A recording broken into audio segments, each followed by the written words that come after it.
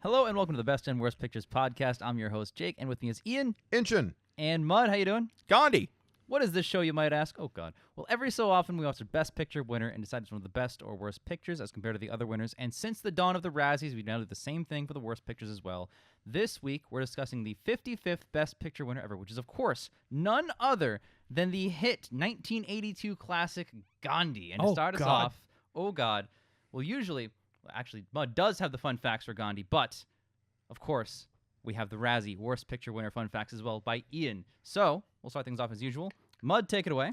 Thank you, Jake. So, Gandhi was released on November 30th, 1982, and has a runtime of 191 minutes. Its director was Richard Attenborough, also known for A Bridge Too Far, Cry Freedom, and Chaplin. Fun fact for him, he actually got his start in film production during World War II as part of Britain's propaganda film wing of their military. Originally, he was trained to be a pilot in the RAF. They don't really do that. Do they still have like a propaganda wing? Not to the same extent, I would imagine. I'm sure they still have something, Yeah. but that's probably more focused on recruitment. This was like active wartime, like, hey, make sure that like we're supporting the troops all the time and suppressing the bad news. Understandable. Now let's move on to the reception.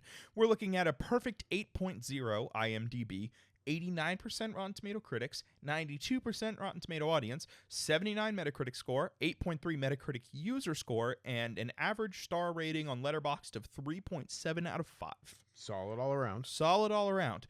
The critical consensus on Rotten Tomato reads, Director Richard Attenborough's typically sympathetic and sure-handed, but it's Ben Kingsley's magnetic performance that acts as the linchpin for this sprawling, lengthy biopic. Now let's get into the actors. First up, obviously, is Sir Ben Kingsley. He is best known for his other roles in Schindler's List, Lucky Number 11, Shutter Island, Hugo, Iron Man 3, and Shang-Chi. Fun fact for him, he was made a knight on New Year's in 2002 by Queen Elizabeth II, which was the day after his birthday, which is December 31st. Nice for him. Basically, just back-to-back. Happy birthday, here's a knighthood. Next up is actress Rohini Hattangadi. These are, by the way, outside of Kingsley and some white actors, we're going to be looking at a pretty traditionally Indian cast. So a lot of these actresses and actors I'm going to talk about aren't going to be really well known to us, but they were very big in the Indian film culture in the 80s, 90s, 2000s. So, for example, she was in the following movies of Arth Saransh, Bhavna, Party, which is just an English word, and Agnipath. Now, we've probably never heard of any of those films, but all of them she received or was nominated for acting awards. And fun fact, according to Wikipedia, the only other film she made where the language of the film was primarily English was the 2015 film Mango Dreams, which never played outside of an Arizona film festival in the year of its release. Okay. Yeah, so she's basically never been in another English-speaking film. Then our third actor is Saeed Jeffrey. He is known for Shatranj Ke Khilari, Kashmi Bodor, Ram Teri Ganga Meli, Henna, and Bhavana with Rohini.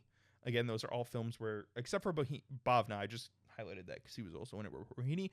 Again, though, those are all films where he was nominated or won acting awards. Okay. So very prominent in their spheres, but it's not a sphere that we're knowledgeable in. Yeah, although we have been getting into Bollywood. Getting us back on track, though, a fun fact for him, he was the first Asian actor to receive British and Canadian Film Award nominations. Awesome. So, some other films that came out this year for 1982, we're looking at The Thing, Blade Runner, Conan the Barbarian, Fast Times at Ridgemont High, Poltergeist, E.T. the Extraterrestrial, First Blood, Annie, Tron, The Verdict, Sophie's Choice, Grease 2, The Dark Crystal, Tootsie, The King of Comedy, Pink Floyd's The Wall, Rocky 3, Swamp Thing, The Best Little Whorehouse in Texas, Missing, Alone in the Dark, and Honky Tonk Man.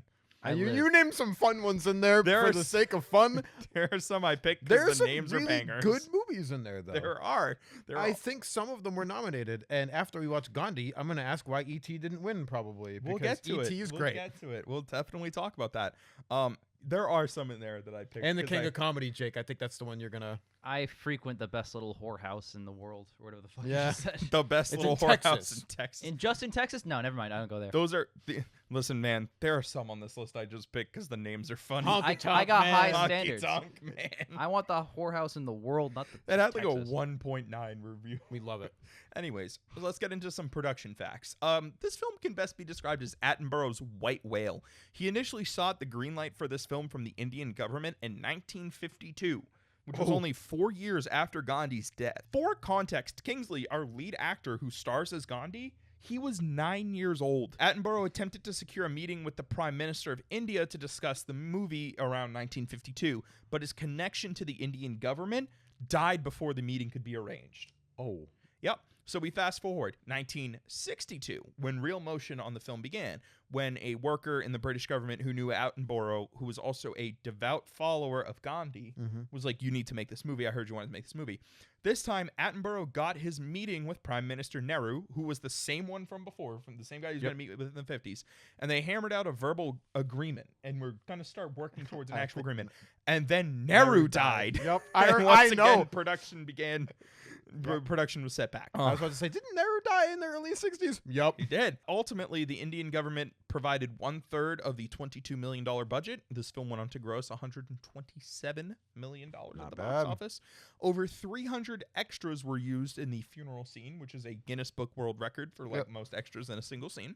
Sir Ben Kingsley actually learned how to spin thread on a wheel for this role, which was famously something that Gandhi would do. Kingsley also plays Gandhi during that funeral sequence I mentioned. Originally, they were going to use a wax replica in order to get that proper stiffness of a dead body, but Attenborough said it just didn't look right. Filmed the entire thing, he literally just lay there with his eyes closed for a couple hours. Fun fact about an actor who will make his on-screen debut in this movie, Daniel Day-Lewis. Hey. Oh. Yep. His first film appearance as a hoodlum named Colin. Obviously, Kingsley was not the only person who was sought for the role of Gandhi. One of those people sought for the role of Gandhi was Anthony Hopkins. Okay. That's a white man. It's a white Yes, man. it is. And fun fact, Anthony Hopkins is also aware of the fact that he's a white man because when he was asked by Attenborough, he responded with, and I quote, "Oh, it's a comedy then, is it?" I love Anthony Hopkins so much. But you are aware of the fact that I am white.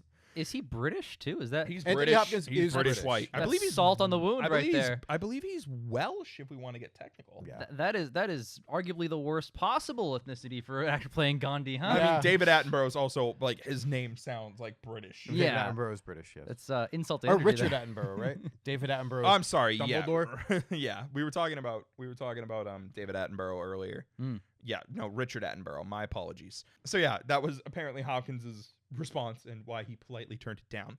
Oh, and then fun fact for you guys, I think you'll enjoy this. David Lean and Sam Spiegel, two names you guys should recognize, also wanted to make a movie about Gandhi after completing Bridge on the River Kwai. That project eventually turned into Lawrence of Arabia. Fucking awesome. I love David Lean. Let's move on to some award show facts. The hosts this year were Liza Minnelli, Dudley Moore, Richard Pryor, and Walter Matthau. I'm sorry. That's okay. Louis Gossett Jr. made history as the first black man to win Best Supporting Actor. This was also the only Academy Awards show where George C. Scott actually attended. He was George S. Patton because and he was the hated one him. who famously called it a 2-hour meat parade. Yeah. Love that guy.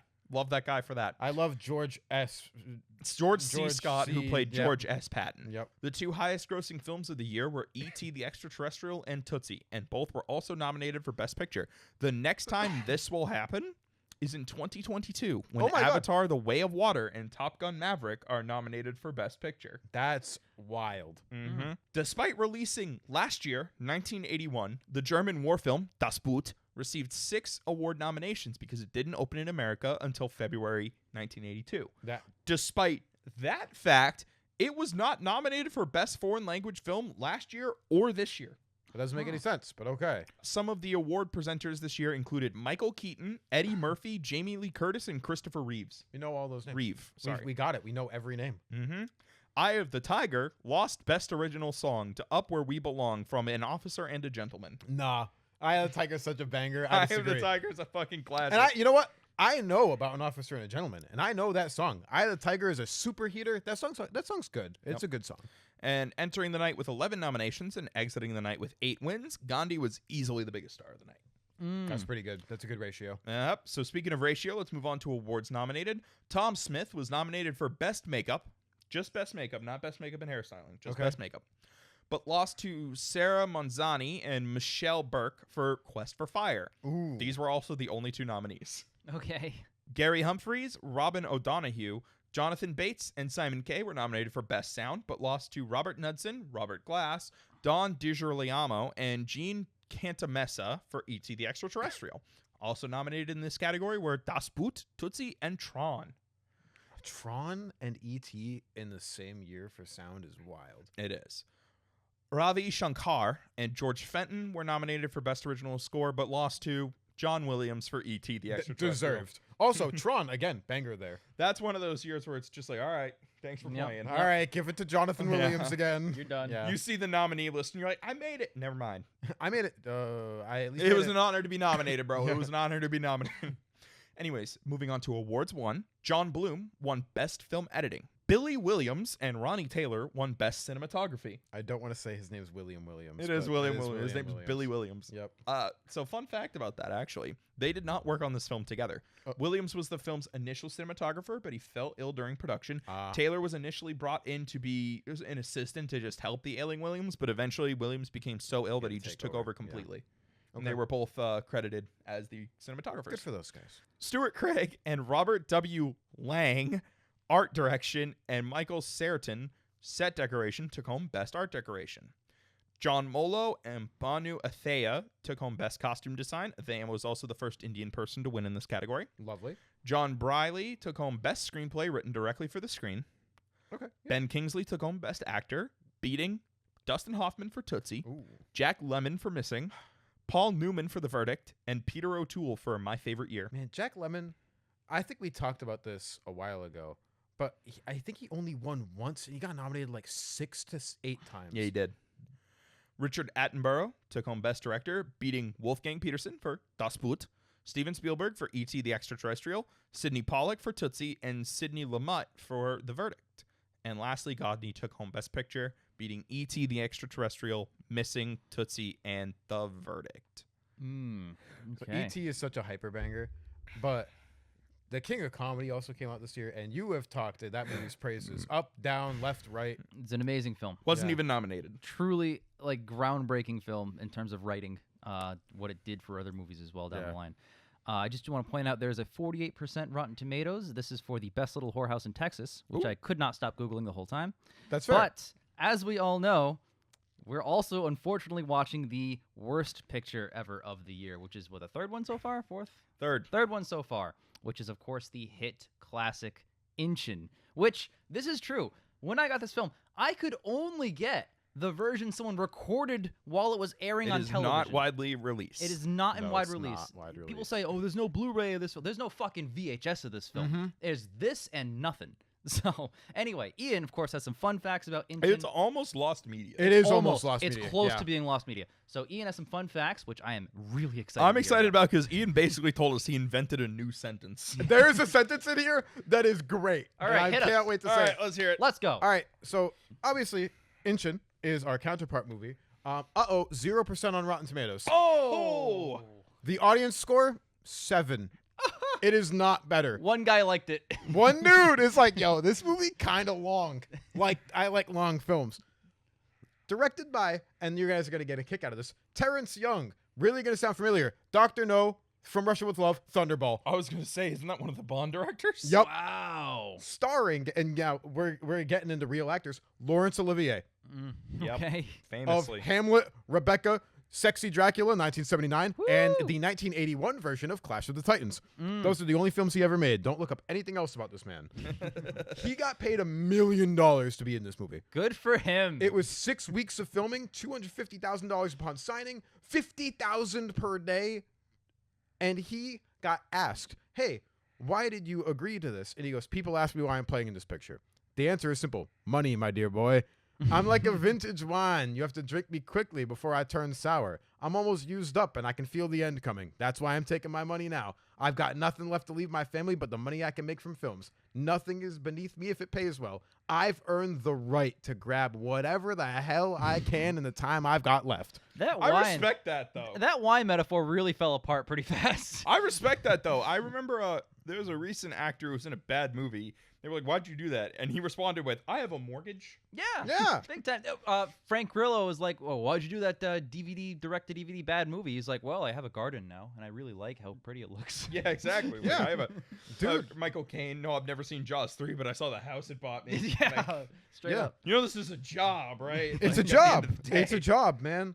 The 72-year-old Laurence Olivier, who had been in poor health for years, was suffering because they filmed in Seoul, South Korea during the summer. Woo! Well, that's hot. But Terrence Young recalled that he used to lay on a cot between takes, immobile with pain and exhaustion, but when he was needed, he stepped up and dropped 50 years. This movie also stars, and get this, guys, Richard Roundtree. You might know him. Shaft, TV show. Shaft. He was also in Shaft, Shaft's Big Score, and Shaft in Africa. Yep. Shafrica. Yep. That's the sentence. I said Shaft 6 times in that sentence because that's Richard Roundtree, baby. There's a trilogy where all movies are just All called of them are Shaft. Shaft. It's Shaft, and Shaft. Yep. Not to be confused with Shaft. watched. That's like an Yeah. ancient video on this channel. Yes. You Yeah, can we watched find Shaft, it. You can find it. Yep. We reviewed all 3 Shaft movies. Disappointing conclusion to that trilogy, right? Very disappointing conclusion. Very much so. Dude, you know what else? I don't even remember the Sam Jackson one. Like, I remember the other 2. The Sam Jackson one's a blank spot. Just a hole in the brain. It really is. We should rewatch that. They notoriously worked really hard on this film, and its budget went like quadruple over what it was supposed to. So the film included several technical errors. There are cardboard cutouts that used to do they made cardboard cutout airplanes that you can visibly identify are cardboard cutout airplanes in the film. Ooh, yikes.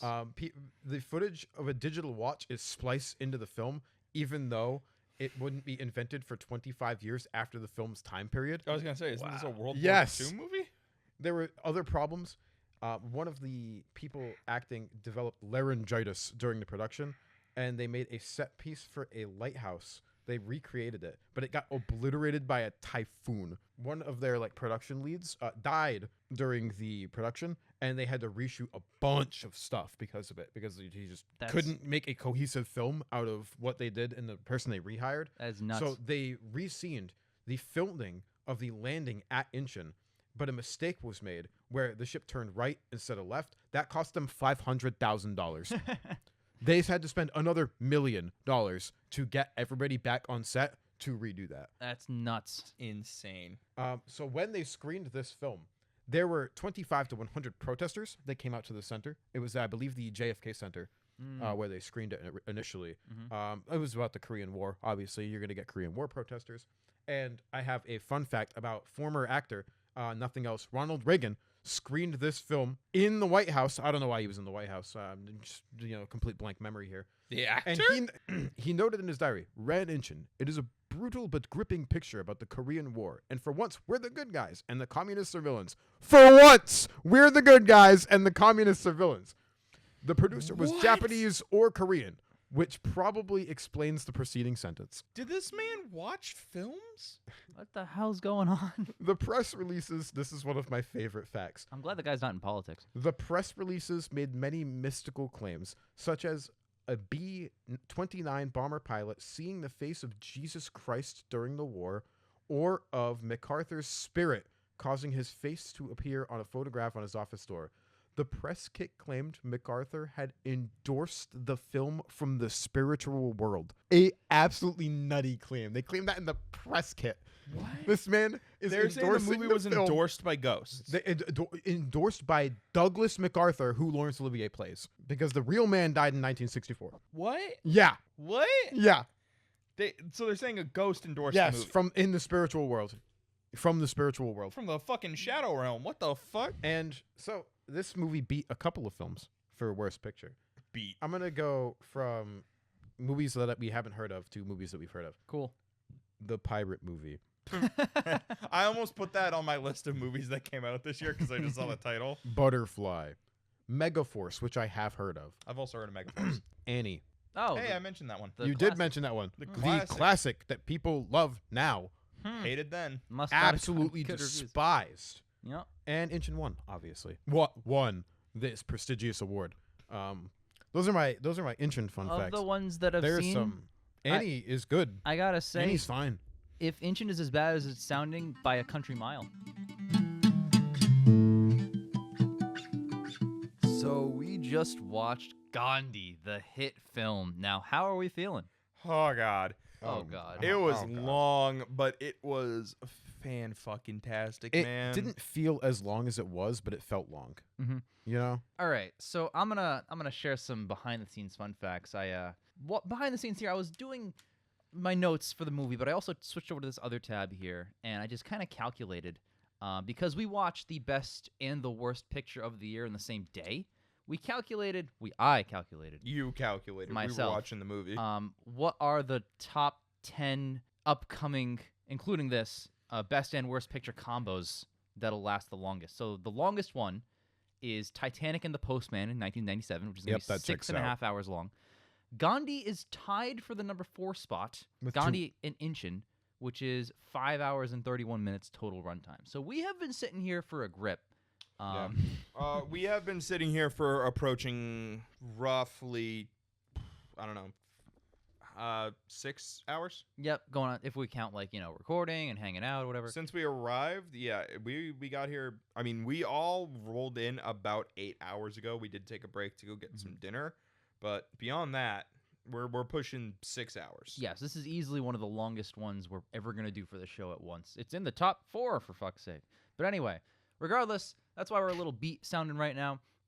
But we all enjoyed Gandhi quite a bit. We did. And I think we all didn't take much notes. No, but we mean that in a positive light. No, Yes. I didn't want to take notes after a certain point, honestly. Mhm. I took a couple notes at the beginning, and I was just letting it sink in, to be quite honest Yes. with you. It That's was such an It's enthralling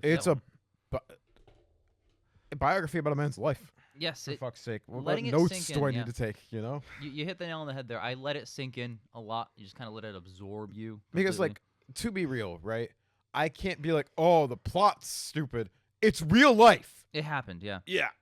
you know? So, I've never heard anyone say that this movie takes creative liberties in terms of events that happen, like No, some it- other Best Picture biopics. It you seems know, on the bounty. very accurate, yeah.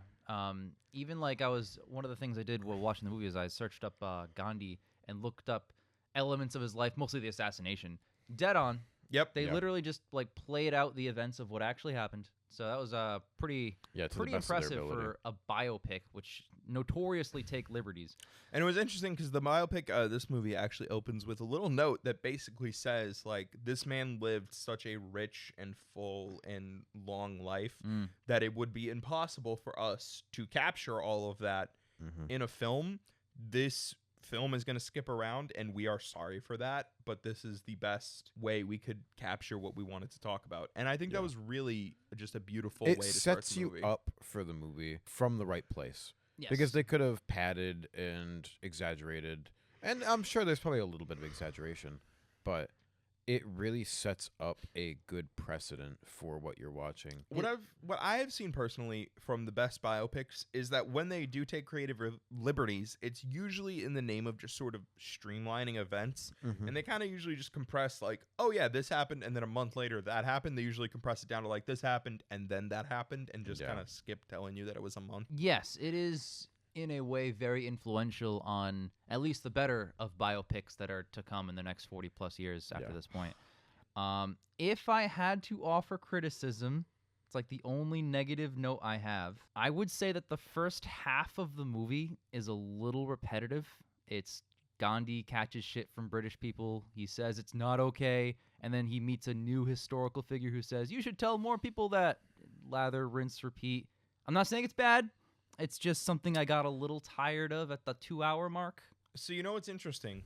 You know what's really interesting about that, actually, Jake, is I found the second half of the film a bit repetitive. Really? Yeah, it was, because at that point it was moving into like his later life, and it was basically, it felt like every scene was just like, oh, the people are getting unrestful, Gandhi. Like, you're getting a little old. Like, they might not listen to you, and then they listen to him.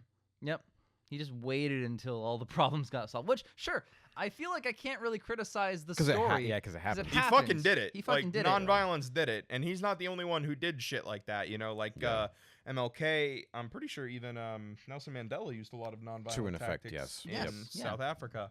You Yeah. know, like It's a this very- shit yeah. has proven effective in the past. It's an impressive, I guess, quote unquote tactic to just be peaceful. But it does require A lot of discipline. a lot of discipline and a lot of like group mindset. Yes. Like I am not working as an individual, I'm working as part of a collective. Yeah. I would say that, like, obviously I'm not going to criticize real life. I'm just saying that if you're telling this story, do you need 3 hours worth of scenes that kind of do the same thing over I and am over? going to argue yes. If they Okay. defer enough, yes.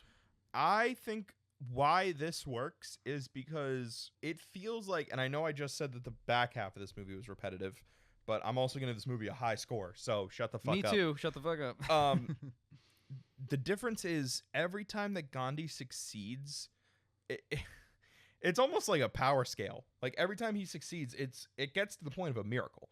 And every time he succeeds, it's a bigger success than last time. Mm-hmm. Like first, he gets a bunch of workers in South Africa, you know, like better living conditions, I'm pretty sure. Honestly, I'm sorry, this movie, it's been like 4 days since we started this film. You're right, by the way. Yeah. And then it keeps going with workers in India. And then it keeps going to like, we're going to free India from British rule. And then we're going to stop riots. Like we watched this man effectively anti a war by himself. Mm-hmm. Just by saying, guys, if you do this, I'm going to kill myself. And it works. Like that is a very crass way of putting it, I will admit. But that is kind of the point of the repetition, is that it showed like basically just like the power and influence this man had. Like every time that something came up where it's like, we need to do something, we need to stop this from happening, like something bad's gonna happen, the only one that he would try to really influence was himself. He's like, all right, well, if that's gonna happen, I will do this. Mm-hmm. And if the people are really dead set on letting this happen, you will let me harm myself as a result. It's weird because I wanna, on some level, I wanna like debate you, but the thing is, I agree with everything you just said. I would just also say that everything you said can be told with this same film if it were 40 minutes shorter. It would still be effective, and if anything, I think it would be more effective because then those points where he's doing these incredible things by not doing anything, which is an amazing message, those would last longer in your mind after you're done watching it because there weren't so many of them. You know, there weren't so many scenes of just talking to a new guy who really existed. I'm sure. You know, I'm going to disagree with you. okay. I think this runtime is good. I don't think there's much to cut out. I think especially you need a lot of good setup to show like his slow rise to I'm gonna say power, even though it feels like the wrong word to use. Slow rise to prominence. Mhm. Yeah, that's a better word. It eventually, and as much as I did say, oh, I felt like the back half was a little repetitive, it did need to work its way through because the in any situation, the leaving of an empire from a colonial state is not going to be a clean break. Mm-hmm. Something's going to give, whether it is through a violent uprising or a peaceful one. And we see that when India and Pakistan are split into two. And I think the fact that we really take our time and work through this stuff also reflects the fact that this is not just about Gandhi, it is about India. Yeah. Mm. Because this film does say and mean a lot to like Indian culture. It's not just about this guy. It's about the country that he led, because he was in many ways the leader of India, even if he never held an official office.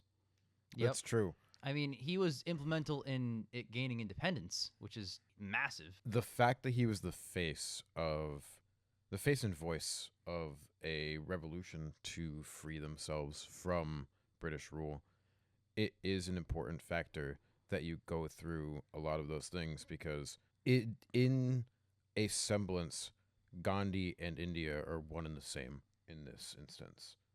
He mentions it too when he's talking. The left and the right eye of India are Muslims and Hindus. India is the people that make India up. India is the people that are in the fields. India is the people who are doing the work. He's part of that by extension. India is her villages. Yes. And I think that's a very important factor to get a lot of knowledge on. Is it a little bit repetitive feeling at some points? Yes. but that is also the crux of reality. So let me ask you, how do you feel about the pacing of the film? I think the film is paced well, honestly. There wasn't a point in the almost 3 hours where I said, fucking end it. I was just like, all right, it's going to take its time. We're going to know when it ends. We're going to know when it happens, and then it'll be done. I think that's very important. I wasn't like, oh, bruh, this could have ended 30 minutes ago. I was like, all right, what's going to keep happening to lead up to this point? I was fully invested, and I think the sandwich that the film made is very indicative of that. That's one of the good editing choices in this film. Is We'll get there. the oh god sandwich, I'd like to call it, where you know what's going to happen to him, obviously, and you get that moment and you go, okay, what leads up to this? And then you get everything that leads up to it, and then when you see the scene starting, you go, oh no. That's true. Because I thought about that while watching it. I was like, wow, they really just kind of shot their load right at the start of the film, and now the rest of it is all slow. Yeah. But the point of that is that now you know what's going to happen. You So get when the build up, and you don't want it to happen because you've seen him go through all this struggle, all of this self-sacrifice for the betterment of an entire country of people, multiple countries of people, all the Indians in South Africa and England as well. Yeah, for me, the moment when I Yeah. realized that we're going to go into that scene is when the two women kind of picked him up. I was Yep. like, oh, that was the start. Yeah. They're going to walk out of that building. I Yeah. will say, as we were talking about the ending, when we were watching it, we were like, oh shit, this is the scene, this is the scene. Mm-hmm. I really do wish that that scene had focused on the journalist and his daughter instead. Yeah. Just hearing the gunshots outside and going, what was that? Yeah.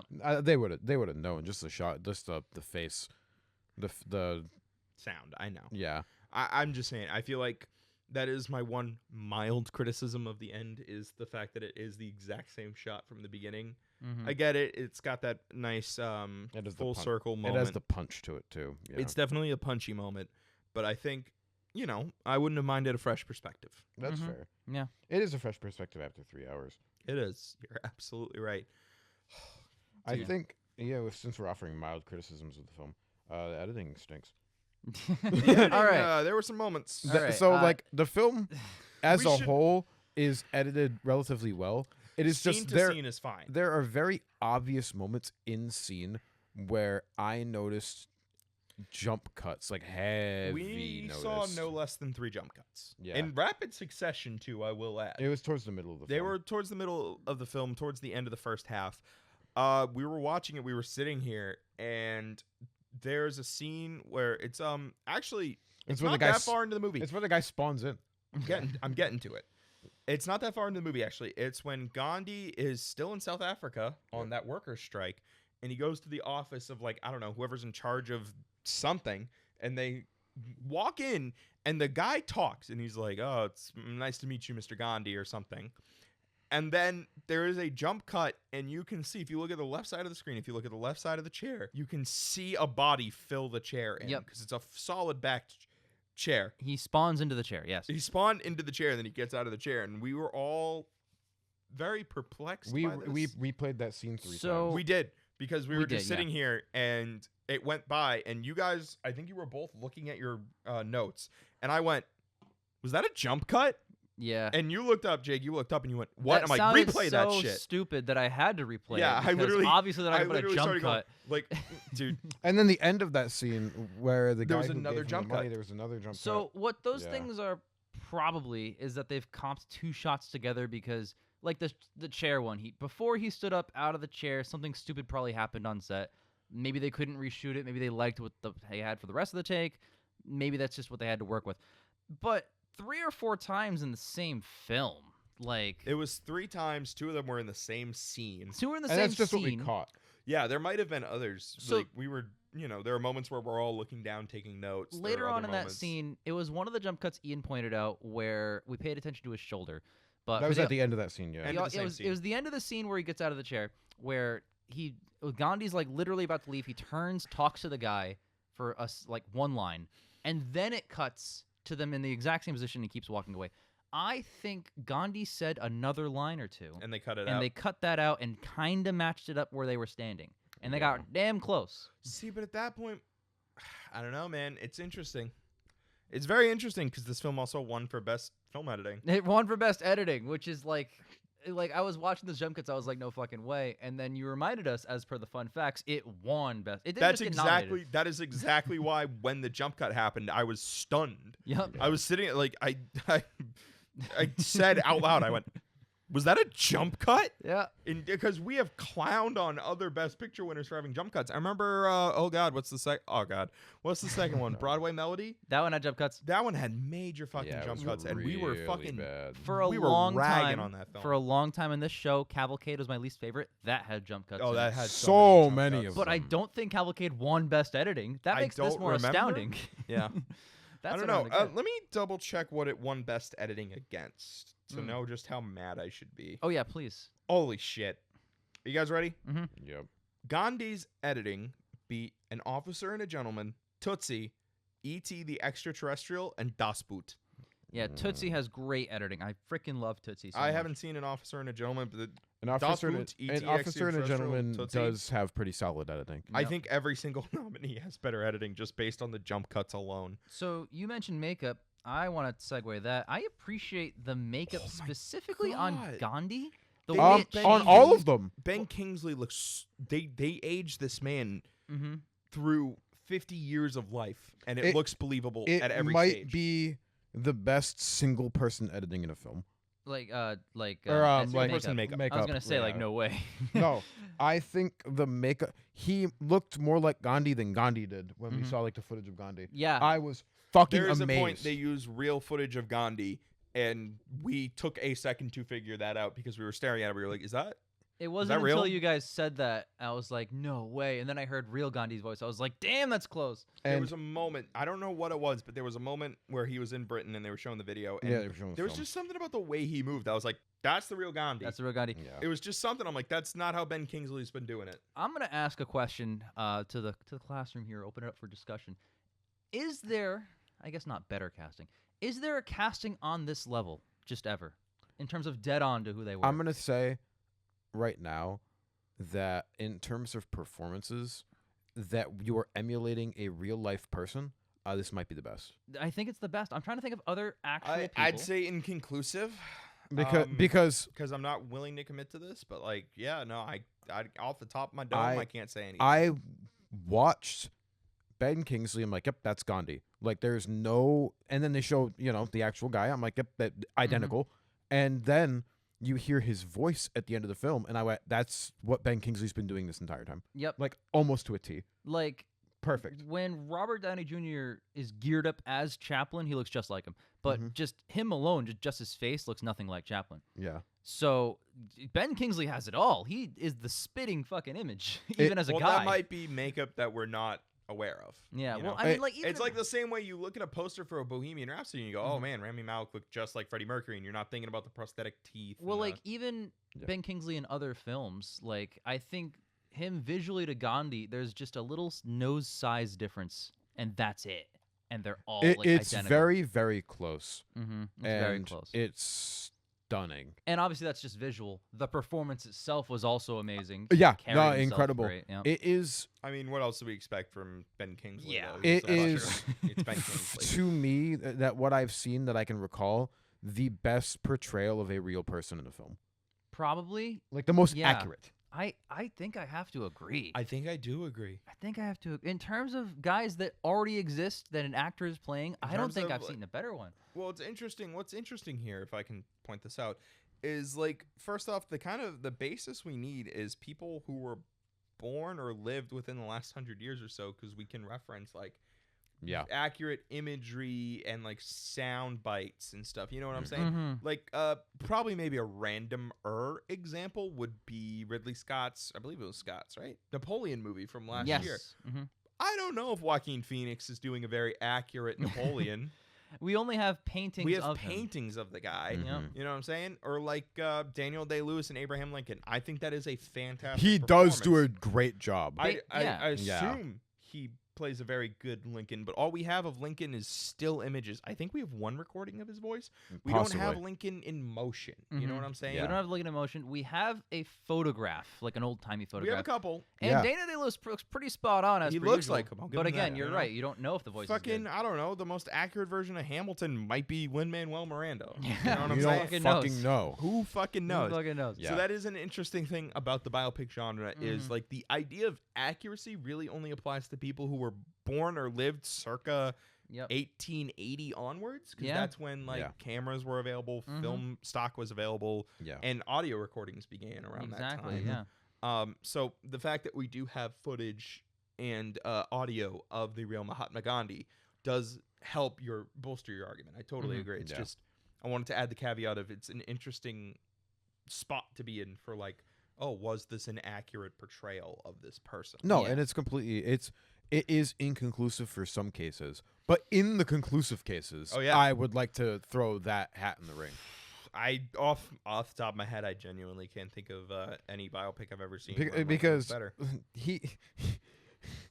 Alec Guinness could have been doing a very accurate Lawrence of Arabia. He's not. He's not. He's not Lawrence. No, I'm. Guy from the Middle East. Yeah, sorry. This is a good one, me.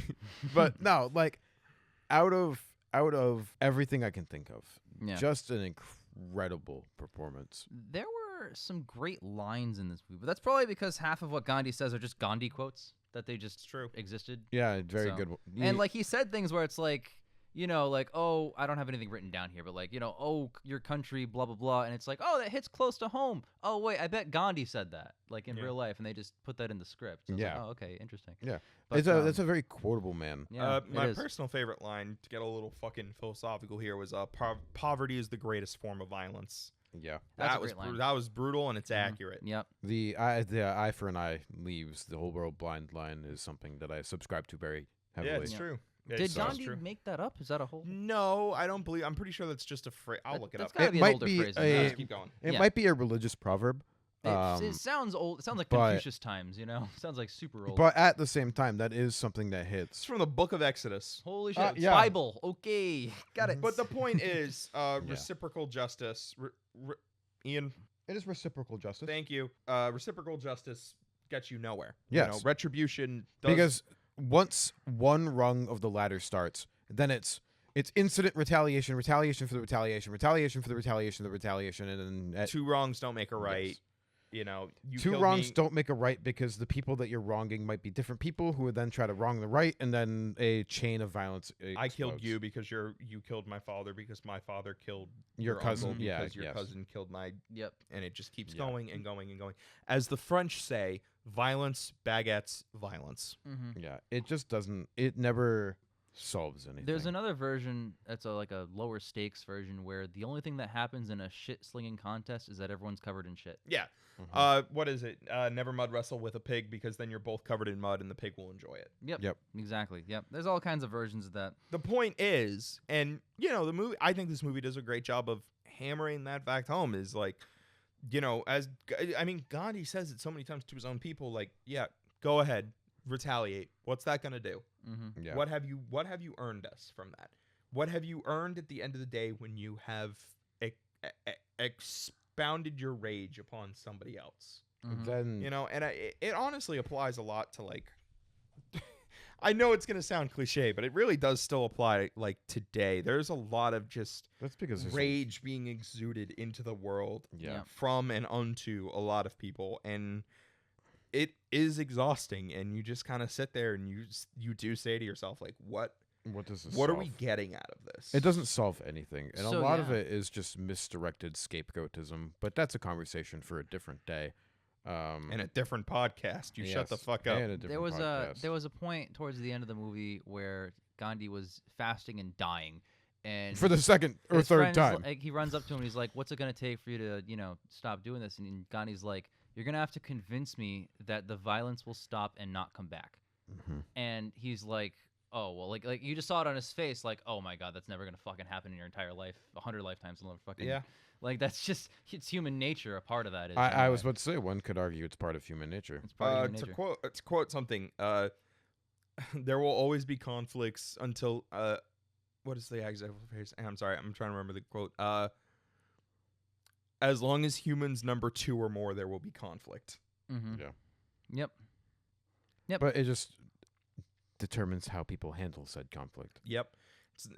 It's the idea is like when he says stuff like that, the initial reaction is, what, you want us to never feel that way ever? It's like, no, I'm not saying that. I'm saying how you channel how you what channel you do how you to choose those to respond. people. Because is these important. things will always happen. You're right. There will always be conflict. But the question is not, will there be conflict? It's the question of, well, how will we resolve it? Yes. And this movie does a good job of painting the picture of, like, the whole point behind what Gandhi was trying to say is, like, you know, if every nation kind of retaliates with violence, then everyone's fighting all the time. But if every nation has that Gandhi mentality of do not fight, even if they're fighting you, just let it happen and just be at peace. If everyone had that mentality, the world's always at peace. It's overtly optimistic. It is, and I think there are even scenes where we see the cracks in that armor, like when he is asked about Hitler in World War II, and he's just like, what I find interesting. Say God always punishes unjust people. God always punishes unjust people. It's what is the MLK quote? The arc of the world, the arc of the universe is long, but it bends towards justice. Something like that. Something along those lines. And I definitely subscribe to that philosophy of, like, it's the planting trees so that your descendants can sit in the shade sort of mentality. Yes. I'm working towards a peace that I will never see kind of mindset. But there are some moments where that kind of falls apart on a more macro scale, I would say. And I think actually this movie presents a good example of, like, in World War II, where Gandhi's like, oh yeah, like, Hitler needs to stop, and he kind of alludes to the idea that, like, his methods will eventually punish Hitler, and it's like, that's great, man, but some things need to be stopped more immediately than others. I mean, you also see it fail in the separation of India and Pakistan. You do. He did not perfectly succeed. He wanted one unified country, and he never truly pushed through with his message of uniting Hindus and Muslims. You can argue he failed in that regard, and I mean, it is honestly heartbreaking to see that, like, no matter how much this nation, no matter how much these millions, these hundreds of millions of people truly loved and followed this man, they couldn't get over the most trivial issues. Religion. Yep. Your God is different from my God. Even though it's silly because a lot of religions, when you just go through it, it's the same fucking God. Love thy neighbor as thy love thyself. They always preach peace, and then it's used as justifications for war. Honestly, this movie has a lot to say about religious ideology too. It does. No, one of my things in this movie too is we get a repeating actor from Chariots of Fire, Ian Charleston, in a role that doesn't suck. He is amazing in this film, and I'm really mad that he never came back in any significant way after he left. I don't think that he was bad at acting in the last film. No, I think his character sucked balls because Chariots of Fire is not great. Chariots of Fire fucking blows. I think in this movie, he is a very well-written character, a very crucial part to the early going, and he comes back. He comes back very briefly. I wish he stayed longer. I as well. But I really, really fucked with his character in this movie. It was really good. I come from a similar place. I don't hate the actor who plays him. I have no opinions. But I hate Chariots of Fire so much that I got angry as soon as he fucking showed up. But I think he redeemed it. So I don't know if he was in enough of the movie for me to feel like he redeemed it. He was in like an hour. He was in the first half of the film. I don't really feel like he had enough to do because this is a 3-hour film. Like within the context of the 33%, dog. I don't think he was in a full hour of this film. He was a background character in some of the scenes. He was not a background character. He was a very significant part of Gandhi's story in South Africa. He was main part of the story in South and Africa. India. He is a main part. I was about to say, he's a main part of some of the story of young Gandhi's life. Yes. But he's not. I think he was the one as well that sent the telegrams while Gandhi was first imprisoned in India. He did. Which started the ball rolling of the British press getting the coverage, which is very important. Look, I'm not saying I hate his character or anything like that. Yeah. I'm just saying that for me, he didn't make a big enough impact on me the same way that, say, other Gandhi supporting characters in the extended Gandhi universe. Nehru is the biggest ride or die in this film, and he might be one of the best. Yeah, he's great. supporting Yeah. I do. characters. Can I just say I do wonder how much this movie's glazing up Nehru because he was integral in getting this film off the ground, even if he did die 20 years before it came out. That's true.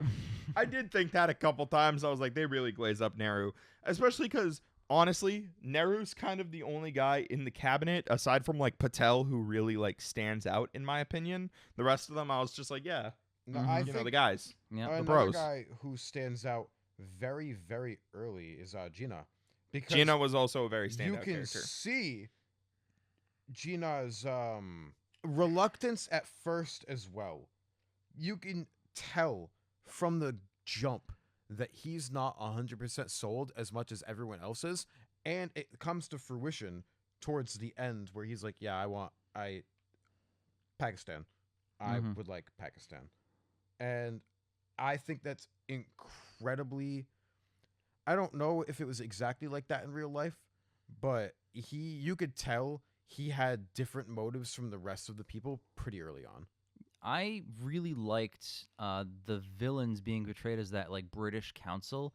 I like that it's very easy in a movie like this, especially a biopic, to just paint them as these mustache twirling, laughing at Gandhi's failures, like literally laughing out loud. But they're just dudes. Like they're just like, oh yeah, well he's just gonna go get salt. Okay, well we control all the salt, so who fucking cares? And then the consequences of that next scene, they're just like, God fucking damn it, he's still winning.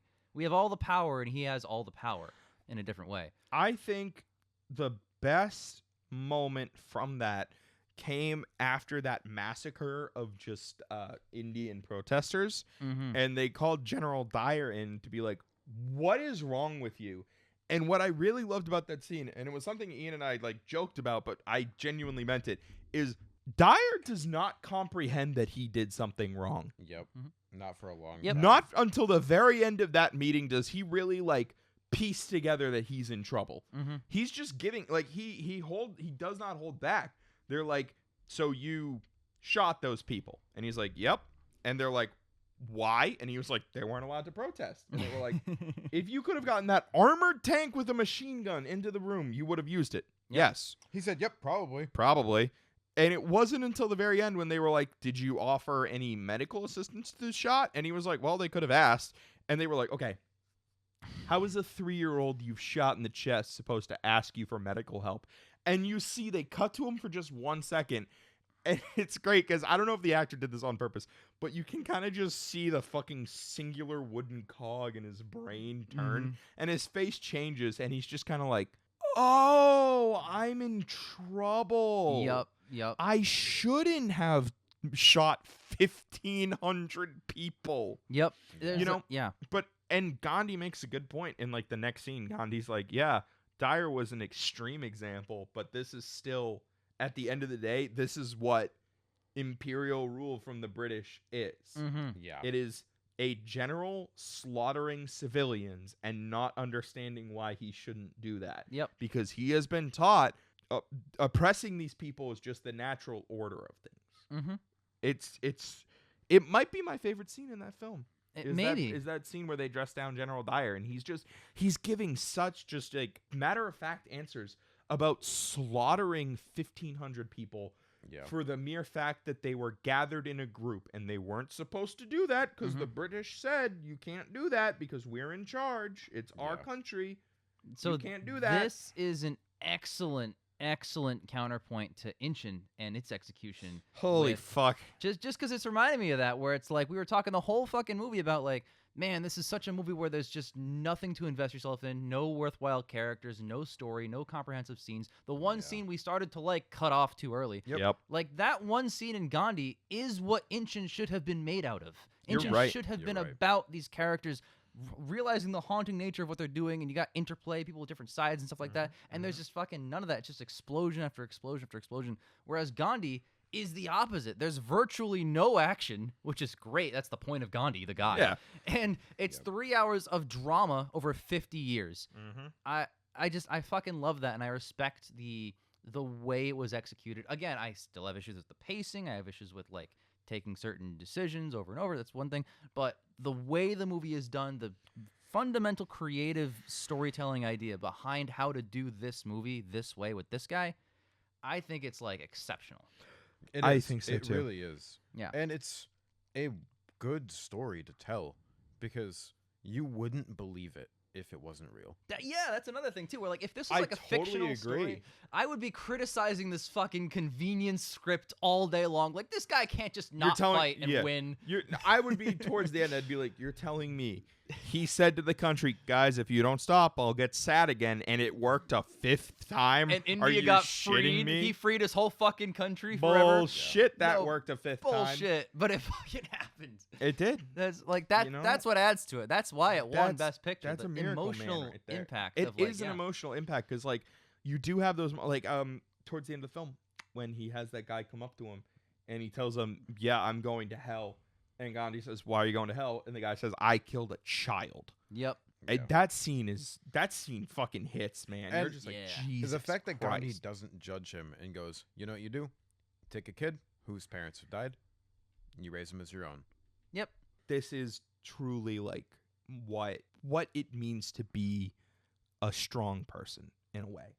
Mm-hmm. In a lot of like ways, there is this kind of push for just like you need to be able to like kind of exude your will onto people. You know, Mhm. like what you want, you need to be able to push onto others, especially in like There- a global world. Like, There's a part of charm and charisma that is incredibly important to this.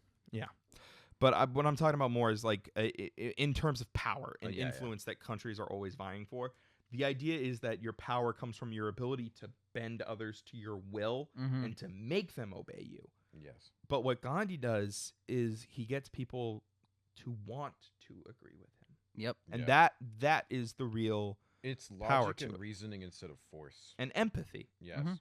There's a lot of empathy that goes into this. There's a lot of this film that can be broken down into like the heart of a human being. Mm-hmm. And one of the things that I noticed during some of the arguments that him, Jinnah, Nehru, and The council. the council were having was it would basically boil down to what's better than the devil you don't know, the devil you do Mm-hmm. argument of I would rather have evil Indians ruling the country than evil Englishmen. Mm-hmm. Mhm. And that is something one of them legitimately says. I think it was Gandhi. I think he said no. It was No, it Jinnah. was- Jinnah it was said Jinnah, I'd rather be which ruled by is- Indian terrorists than yeah, British then ones. British, yes. And that is a fire line. Gandhi also says I'd rather have a bad home government than a good alien one. Yes. But it really just all of it is boiled down to a I don't want to say an overly optimistic, but an idealistic human nature. It's And I mean I think there's a lot to be learned in these situations. Obviously, you would love if everyone was like this, or if like a feasible amount of people were like this. It's a beautiful thing. it really It is. a stark thing. You look at this and you're like, no human being is like this. There are very few human beings in the history of the world that have Been had this. something like this. It's obviously something everybody tries to be. Mhm. Not everybody. Most people who think they want to be good people So try. But obviously you're going to have moments of selfishness. You're going to have moments of, Mhm. weakness. It's even Gandhi has moments of weakness. He does. in these movies. It's when he yells at his wife earlier on in the film. Yep. Where he's like, "Fucking leave if you're not going to do He this." the non-compliance when it broke out into Yeah. violence, he ended it, and it ended for years. He was like, "Nope, it was too early. We weren't ready." Yep. Yeah, like that. It takes a lot there because they reasonably could have had India as its independent country earlier than they did if they kept it up, but it wouldn't have been Same way. the right way to do it, quote quote. It would have been bred of violence and not of its own volition of peace. Yep. And he thought that an India bred of violence wouldn't be worth being independent, whether it's best for the country or best for not. And we don't know. We don't know. And that's And he even acknowledges a couple times where he's Yeah. like, I'm not sure that this will work, but it's what I believe will work. Yes, exactly. So we were kind of talking behind the scenes as well. We were kind of, at first it was a joke of like, oh, well, Gandhi's dead. Who's the next Mahatma? Because Mahatma's a title, right? Yeah. And yeah, we kind of it's- threw I names don't out know there. If it's a title. It's just more of a phrase. It's like a new name to call someone, which means like good-hearted or good-souled or something like that. And to think of who would do that next, honestly, now that I've genuinely, and this is earnest, genuinely, I don't think somebody could, like, at least so far, has done something Gandhi-worthy yet. It Not takes, even close. Not even close. It takes a time of great peril for a person to rise up and be something like that. I mean, And yes, we're yeah. in a time of great peril, but it isn't wartime. There We're isn't a- also, I'm also going to point this out, is Gandhi dedicated his whole life to this, his whole Yes. being to this. Like his entire adult So life. no, there isn't really another Mahatma. There have been a few people who have maybe come close. I'm sure there are even people in history that we're not aware of because we really only learn Western-centric history and Right. American-centric or maybe we're not history. aware of them because they're only 10 years into their 60-year journey. Who knows? Exactly. Who knows? You know, like that's the thing is you also need to remember like this isn't just a title that gets handed out to like, oh, someone who did something really selfless. This is a man who dedicated himself to the ideas that Yeah. he lived by Yep. and died by in the end. Yep. So yeah, there is no new Mahatma, but it's also not meant to be an inherited title. Of course. Mhm. And I mean, I knew what there was to know Cliff Notes wise about Gandhi, but I have gained a new level of respect for who he was, like based on this film. I concur. I absolutely agree. So yeah, guys, I think we've said all of our pieces. How's your out of tens looking? That is a great question, Mega Man. All right. Do Well, you guys have one? Because if you don't, I have a number written down on my handy. What's your dandy number? It's just a question of where. amongst the I know where I would tens. put it, but I'm wondering what you your start, number Jake, is. since you seem to be the one with the most problems. Why'd you hate it? I Why is it a hated this 0? movie so much. I'm only giving it. Oh, you guys are gonna crucify me. Yeah. I'm thinking right now between an 8 and a 9. I don't know where it lands. It's exceptional. Don't like the pacing. I wish it was nearly an hour shorter. I think it would have been more effective, but that's just me. But yeah, other than that, it's a brilliant film, brilliant makeup design. Obviously, Bangs Kingsley, like we're saying, arguably the best casting in all of history. Yeah. In terms of aspiring to be the person you're trying to emulate. Mhm. Dead fucking on. You know, the writing, the way scenes were used to illustrate certain ideas, off the chain. Let me open up my best and worst pictures list because sadly, it's not going to go on either end of the spectrum. It's not the best one so far, and it's certainly not the worst one so far No, by we a just watched country Chariots mile. of Fire last week, and it was far worse. Yep, far worse. I would put Mahatma Gandhi, the guy, at